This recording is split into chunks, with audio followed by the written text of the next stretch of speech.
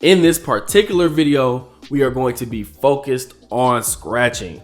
One of the hardest things I would personally say to learn when you are becoming a DJ. Definitely one of the harder things that I had to learn when I was DJing. But in this video, I kind of want to break down the mindset that will help you become a better scratch DJ, because it's a very, very long journey.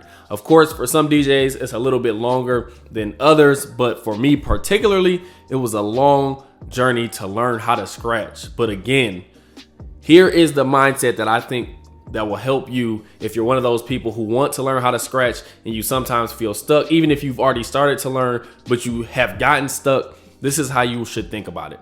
So, learning to scratch is essentially like learning a new language. If you haven't ever learned a language, think about something just difficult that you had to learn and it took some time for you to understand the concepts. But if you have tried to learn a language, I think it's the perfect analogy for thinking about how you're going to learn how to scratch. Now, when I say that, this is what I mean. When you learn a new language, let's take Spanish for instance. I've learned Spanish multiple times, or I've started and stopped. First, you learn hello, which is hola, or you learn goodbye, which is adios, or you might learn how are you, which is como estás. Those are like the very, very simple beginning phrases or words that you learn when you're learning Spanish. That essentially translated to DJing is like learning the baby scratch. Now, it's not necessarily perfecting the baby scratch, it's just learning it. So again, those beginner words, hello, goodbye, good morning, good afternoon, those are like the beginning, very beginning concepts. Your baby scratch, your scribble scratch, anything like without the fader. Those are those beginning things that you're going to learn. Now, after you learn those beginning concepts when you're learning a language, you then start learning sentences, you start learning structures, you start learning phrases, and you start putting those things together. It's literally no different from learning how to scratch. If you think about if you're learning a new language, actually, before I say that, think about if you are trying to learn how to scratch. Let's just say you're one of the people who tried to go too fast and you try to do too much too quickly. You can see that, okay, you might have learned the baby scratch, you might have even learned the chirp scratch, you might have even learned a few more techniques, but when you go try to put it all together, it just doesn't make sense, or it's too difficult, or it doesn't flow naturally. The analogy that I like to use is if you took a whole bunch of words out of a French dictionary or a Spanish dictionary or an Arabic dictionary and you just learned all the words, but you didn't know how to enter them or use them in structures or sentences, and you just started blurting out words, it wouldn't make any sense.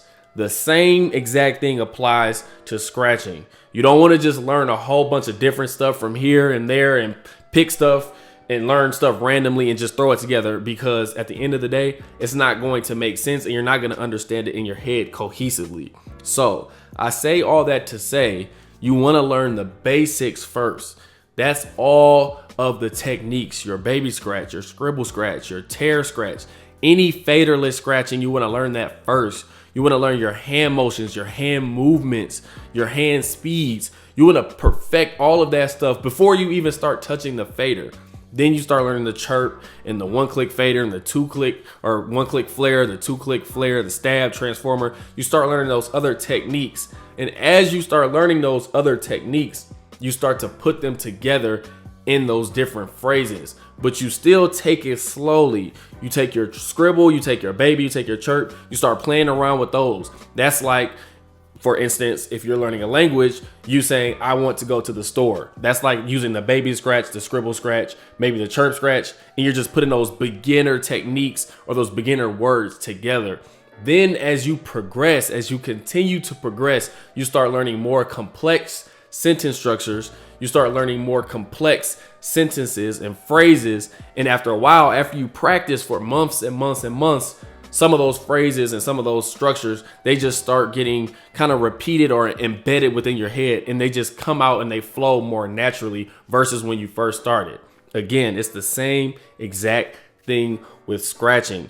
At the beginning, it's going to be difficult to just throw a whole bunch of stuff together. You want to start slow and you want to progress slowly. You want to build up those different scratch sentences and those different phrases in the beginning. So after you've done that for a few months and after you've perfected those beginning phrases, that's when it starts formulating in your mind, oh, okay, I understand how these things go together. Maybe I can now freestyle and put something together.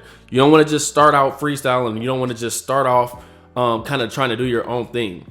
Always try to learn the basics first. So in this initial video, we're obviously not going to be going over we're not going to be going over anything technical as far as looking at any DJ software or actually scratching. This is just the mindset when it comes to learning how to scratch. I think it's extremely important because, again, it's not going to be a super fast journey. For some, they definitely pick it up faster than others. Even if you're a slow learner like me, I was extremely slow. It took me years to really get comfortable with scratching, but it wasn't until I understood this kind of mind frame and I had this mindset that helped me out the most. I started learning beginner scratch patterns first. Then I started learning more complex and advanced scratch patterns. Then I started understanding how to put these things together on my own and freestyle. But again, that took years of practice. So the only thing I want you to take away from this video is think about scratching or learning how to scratch like you're learning a language or you're learning a trade or you're learning something that takes time. Start with the basics, slowly move up, slowly move up.